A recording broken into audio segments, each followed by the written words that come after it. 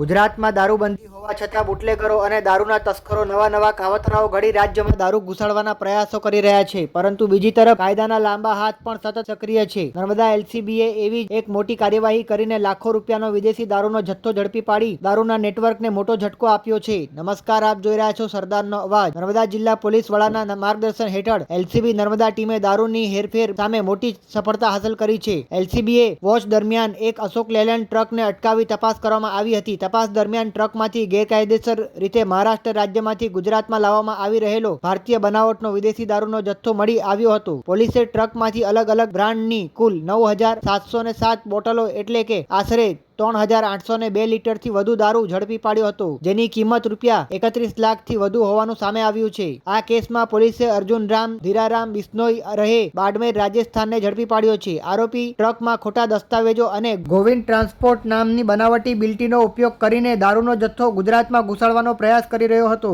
પોલીસે દારૂના જથ્થા ઉપરાંત રૂપિયા 15 લાખનો Ashok Leyland truck, mobile phone તથા અન્ય પુરાવો કબજે કર્યા છે. આમ કુલ મળીને રૂપિયા 46 લાખથી વધુનો મુદ્દા માલ જપ્ત કરવામાં આવ્યો છે. તપાસમાં વધુ એક આરોપી વિકાસ ખિલેરી ઉર્ફે પિન્ટુનું નામ સામે આવ્યું છે, જેણે મહારાષ્ટ્રમાંથી દારૂના ટ્રક ભરાવી આપ્યો હોવાનું ખુલ્યું છે. પ્રાથમિક તપાસ મુજબ આ ટ્રકનો જથ્થો અંકલેશ્વર ખાતે પહોંચાડવામાં પ્લાન હતો. નર્મદા એલસીબીની આ કામગીરીએ ફરી એકવાર સાબિત કરી દીધું છે કે ગુજરાતમાં દારૂની હેરફેર કરનાર તત્વો માટે હવે બચવું મુશ્કેલ બન્યું છે. પોલીસ હવે સમગ્ર સપ્લાય ચેન અને આ રેકેટ સામે સંકળાયેલા અન્ય આરોપીઓ સુધી પહોંચવાનો વધુ તપાસ હાથ ધરી રહી છે.